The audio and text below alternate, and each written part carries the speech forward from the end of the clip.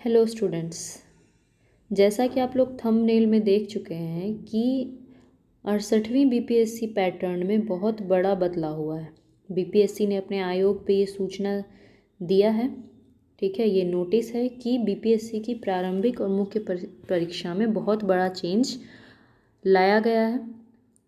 इस जो सेशन है इसमें आपको बताया जाएगा कि क्या बदलाव हुआ है, एक एक चीज़ डिटेल से कंपैरिजन करके बताया जाएगा कि अब तक 67th बीपीएससी तक क्या चल रहा था और 68th में क्या है, और कोई जरूरी नहीं है कि ये 69th में भी रहेगा, ठीक है। ये 68वीं बीपीएससी के लिए है। हो सकता है कि बीपीएससी इसको कंटिन्यू करे आगे, तो 68 के बाद 69, 70 आगे चलता रहे यही पैटर्न। तो जो भी लोग आगे बीपीएससी देने वाले हैं उन सब के लिए ये वीडियो बहुत ही ज़्यादा इम्पॉर्टेंट है, ठीक है। 68वीं संयुक्त प्रारंभिक और मुख्य परीक्षा दोनों, प्रीलिम्स और मेंस दोनों में चेंजेस किए गए हैं। हम लोग दोनों को जो है अच्छे से देखते हैं कि क्या चेंजेस जो हैं वो किए गए हैं, ठीक है।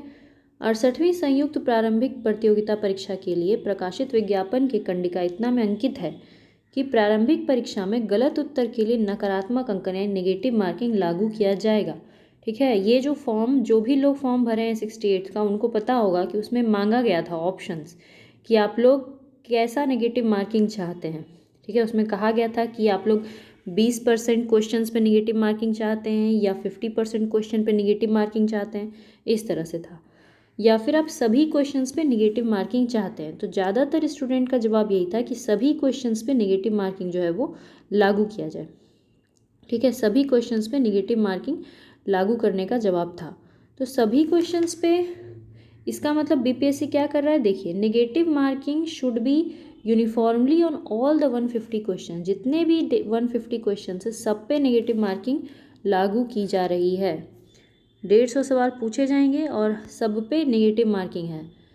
आप लोग हर क्वेश्चन के लिए एक एक आंसर दिया जाएगा, एक एक आंसर आप लोग देंगे 1 नंबर, ठीक है। यानी कि सही क्वेश्चन अगर है आपका तो 1 नंबर आपको मिलेगा।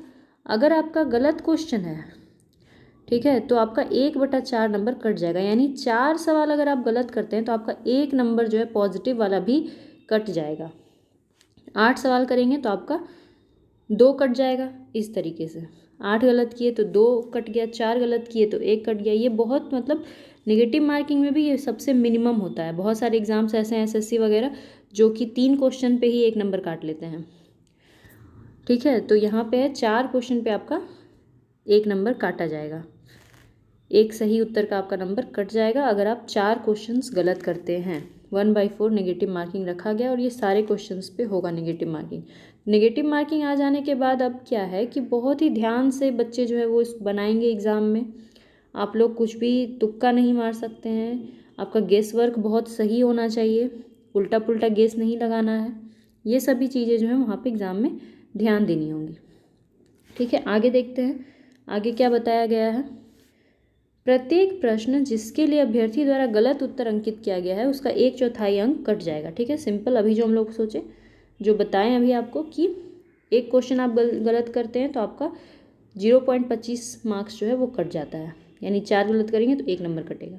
यदि अभ्यर्थी द्वारा एक प्रश्न के लिए 1 से अधिक उत्तर दिए जाते हैं, यानी अगर आप 2 गोला रंग देते हैं, ए भी रंग दिए सी भी रंग दिए, तो भी उसको गलत माना जाएगा और उसमें भी आपका नंबर कटेगा, ठीक है। इसीलिए एग्ज़ाम में कभी भी एक ही क्वेश्चन में 2 गोला नहीं रंगना चाहिए, एक ही गोला रंगना है। तीसरा, अभ्यर्थी द्वारा किसी प्रश्न के लिए कोई उत्तर अंकित नहीं करते हुए खाली छोड़ देने की स्थिति में अंक घटाने का दंड देय नहीं होगा। यानी अगर आप खाली छोड़ देते हैं तो आपका नंबर नहीं कटेगा, ठीक है। 150 में से अगर आपको 120 ही सवाल आ रहा है तो आप 120 ही बनाएंगे। ऐसा नहीं है कि आप तुक्का मार मार के 150 तक पहुंचा देंगे। अभी तक तो यही होता था, 100 सवाल आ रहा है तो 100 बनाएंगे, 50 में तुक्का मारेंगे, 150 बनाएंगे। लेकिन अब आप सारा सवाल नहीं बना सकते हैं। जो नहीं आ रहा है उसमें उसको टच भी नहीं करना होता है, ठीक है, नेगेटिव मार्किंग में। अब बहुत सोच समझ के वहाँ पे बनाना है।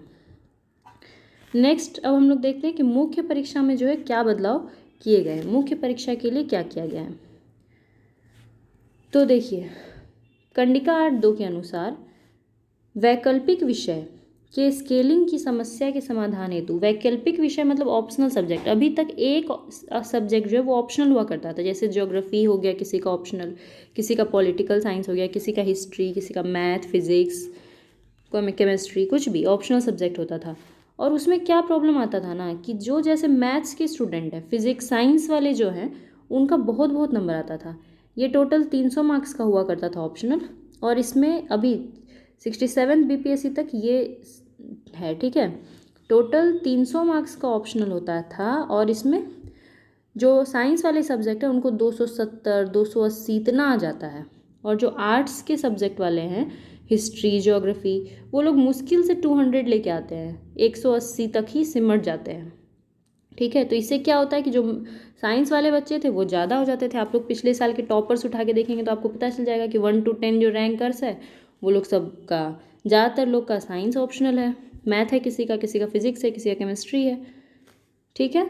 तो इससे बचने के लिए कि आर्ट्स वाले लोग चाहे मतलब इतना भी तो ख़राब नहीं लिखते हैं कि इतना आप कम दे रहे हो और साइंस वालों को इतना ज़्यादा दे रहे हो, तो ये स्केलिंग का प्रॉब्लम था, ठीक है। ये प्रॉब्लम था, इस प्रॉब्लम की को दूर करने के लिए बीपीएससी ने क्या लाया है कि अब 68 बीपीएससी से ऑप्शनल सब्जेक्ट को सिर्फ क्वालिफाइंग बना दिया गया। क्वालिफाइंग बना दिया गया मतलब अब सिर्फ इसमें आपको पास मार्क्स लाना है, और ये एमसीक्यू आधारित कर दिया गया है। ऑप्शनल सब्जेक्ट अब सिर्फ ऑब्जेक्टिव होगा, एमसीक्यू का मतलब टिक लगाने के लिए, और 100 ही नंबर का आएगा। तो अब ऑप्शनल बहुत ज़्यादा पढ़ने की आवश्यकता नहीं है, लेकिन पढ़ना पड़ेगा। ऐसा नहीं सोच सकते कि ऑप्शनल नहीं पढ़ेंगे तो काम निकल जाएगा, क्योंकि इसमें फेल कर जाएंगे तो फेल हो जाएंगे, फिर तो फेल तो करना नहीं है आपको, ठीक है। देखते हैं इसमें कौन कौन से सब्जेक्ट है। हिंदी पहले भी था 100 नंबर का, 3 घंटे का समय मिलता था। हिंदी जो है 100 नंबर का अभी भी है, ये सिर्फ क्वालिफाइंग होता है, इसमें 30 नंबर लाना होता है 100 में से। और हिंदी का पेपर हम लोग डिस्कस करेंगे एक दिन। हिंदी का पेपर बहुत ही ईजी रहता है, उसमें सिर्फ मुहावरे, संज्ञा, सर्वनाम, ठीक है, अनेक शब्द के एक शब्द, निबंध लिखना है छोटे छोटे विषय पे। तो एकदम 10th क्लास के टाइप का हिंदी होता है, जिसमें 100 में से 30 नंबर ले आएंगे तो आप पास कर जाएंगे। दूसरा पेपर होता है GS1 का। इस पेपर को भी हम लोग डिस्कस करेंगे अच्छे से, डिटेल से। ये हम लोग का जो है मेरिट वाला पेपर है, मतलब इसमें नंबर लाना होता है। तीसरा पेपर पेपर 2, ठीक है, इसको बोलते हैं पेपर 2। ये भी 300 नंबर का, इसमें भी मेरिट लाना पड़ेगा। और ये एक नया जोड़ा गया है निबंध, ठीक है। निबंध जो है ये नया जोड़ा गया है इस साल से 68 बीपीएससी से। 300 नंबर का अब निबंध का पेपर होगा। तो निबंध का मतलब ऐसे, जो इंग्लिश में लिखते हैं तो उनको ऐसे लिखना पड़ेगा। 2-3 ऐसेज दिए जाएंगे, हो सकता है 2 दिए जाएं 150-150 नंबर के, जैसा यूपीएससी में होता है, अगर उसका पैटर्न लागू किया जा रहा है तो, ठीक है। तो ऐसे रहेगा और ऐसे लिखना है। तो ये तीनों, अब क्या होगा कि किसी भी बच्चा का जो मेरिट लिस्ट बनेगा, रैंक बनेगा, तो इन तीनों के आधार पे बनेगा, ठीक है। पेपर 1, पेपर 2 और निबंध। पहले निबंध का पेपर ही नहीं होता था, पहले पेपर 1, पेपर 2 और ऑप्शनल पे बनता था। अब पेपर 1, पेपर 2 और निबंध पे बनेगा, ठीक है। हिंदी जो है वो सिर्फ क्वालिफाई करना है, 30 नंबर लाना है। और अब आपका जो ऑप्शनल है उसमें भी आपको सिर्फ क्वालिफाई करना है, वो भी 100 नंबर का है, उसमें भी सिर्फ क्वालिफिकेशन मार्क्स लाना है। देख लें क्वालिफिकेशन मार्क्स क्या है, कितना क्वालिफिकेशन मार्क्स रखा गया है ऑप्शनल सब्जेक्ट के लिए। तो देखिए, सामान्य हिंदी में 30% मार्क्स लाना है, अभी जैसा कि हम लोग डिस्कस किए। 30%, यहाँ लिखा है 30% मार्क्स लाना है, यानी 30 नंबर। किंतु मेधा निर्धारण में इसका गिनती नहीं होगा, बस इसमें आपको पास कर जाना है। इसमें फेल किया, मान लीजिए कि आपका पेपर 1 अच्छा है, पेपर 2 अच्छा है, आपने निबंध बहुत अच्छा लिखा है, लेकिन आप हिंदी में अगर क्रॉस लग जाता है, आप 30 से कम लाते हैं, तो आप फेल माने जाएंगे, ठीक है। आपका मेरिट लिस्ट में नाम नहीं आएगा। तो हिंदी को भी बहुत ज़्यादा मतलब उसको छोड़ के नहीं चलना है, उसमें 30 नंबर लाना होता है। ध्यातव्य रहे कि प्रत्येक अभ्यर्थी को वैकल्पिक विषय की सूची में से मात्र एक वैकल्पिक विषय ही चुनना है, ठीक है। आपको एक ही चुनना है, या तो ज्योग्राफी चुनना है, कुछ भी, हिस्ट्री चुनना है, आपको जो चुनना है आपको एक ही चुनना है, साइंस वाला चुनना है कुछ। उक्त वैकल्पिक विषय में कार्मिक एवं प्रशासनिक सुधार विभाग बिहार के ये पत्रांक दिनांक संख्याएं क्या किया गया है, जो सामान्य वर्ग के लोग हैं, सामान्य वर्ग मतलब जनरल कैटेगरी के लोग हैं, उनको 40% नंबर लाना है, मतलब 40 नंबर लेके आना है 100 में से। ऑब्जेक्टिव क्वेश्चन जो रहेगा आपका ऑप्शनल का, अब ऑप्शनल ऑब्जेक्टिव है, पहले ऑप्शनल लिखना पड़ता था, सब्जेक्टिव होता था, अब सिर्फ टिक मारना है, ऑब्जेक्टिव है। तो आपको क्या करना है, उसमें 40 जनरल कैटेगरी के हैं वो ध्यान देंगे, उनको 40 लाना है 100 में। ओबीसी वर्ग के लोग हैं उनको 36.5 नंबर लाना है, 36.5। ये क्वालिफाइंग है, आप ज़्यादा लाएंगे तो अच्छी बात है, कम लाएंगे तो फेल कर जाएंगे।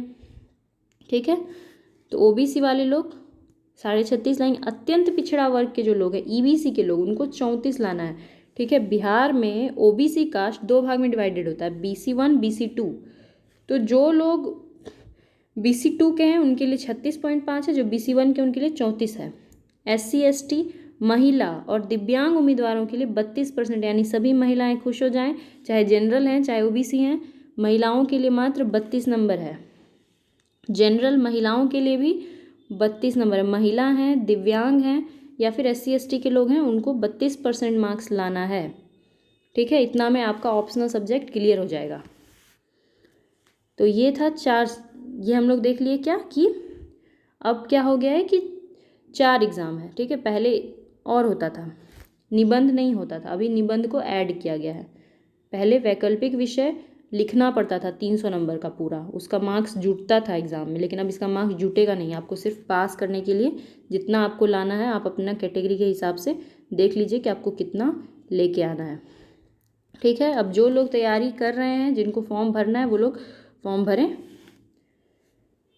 68वीं प्रतियोगिता परीक्षा के ऑनलाइन आवेदन की तिथि जो है वो यहाँ पे दी गई, तिथि को बढ़ा दिया गया है। अभी तक 20 दिसंबर तक ही अंतिम तिथि था, इसको विस्तारित तिथि है 30 दिसंबर तक। आप लोग सभी जो है जाएं और फॉर्म भरें। एक और सेशन रखा जाएगा, उसमें ये बता देंगे वीडियो में कि आप लोग जो है कितना सीट है इसमें 68वीं में, और कौन से पोस्ट के लिए कौन कौन सा सीट जो है वो इस बार एलोकेट किया गया है। ठीक है, वैसे तो 68वीं बीपीएससी में ज़्यादा सीट है नहीं, पर कभी कभी सीट की संख्या बढ़ती भी है बाद में भी। तो कौन कौन सा पोस्ट आया है वो सारा का डिटेल जो है वो आप लोग को बता दिया जाएगा। लेकिन फॉर्म भरिए, एग्ज़ाम दीजिए, क्योंकि इसमें कोई भी आपको लिमिट नहीं है, आप कितनी भी बार ये एग्ज़ाम बीपीएससी का दे सकते हैं। और कोई दिमाग में ऐसा बैठाने की आवश्यकता नहीं है कि हम पहले ही बार में निकाल लेंगे, है ना, ऐसा दिमाग में नहीं बैठाना है। निकाल लिए तो बहुत अच्छी बात है। ठीक है, तो चलिए, फ्रस्ट्रेट नहीं होना है, मेहनत कीजिए, लगे रहिए। आज का लेक्चर में बस इतना ही, धन्यवाद।